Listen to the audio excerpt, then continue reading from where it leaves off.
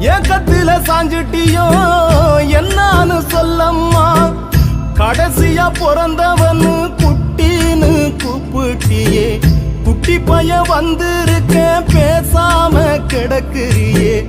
என்ன நீ ஆளாக்க எத்தனையோ கஷ்டப்பட்ட. பெத்த கடன் தீர்ந்ததுன்னா இப்படி நீ படுத்துக்கிட்ட. என்ன பெத்த அம்மாவே என் ஆசை அம்மாவே.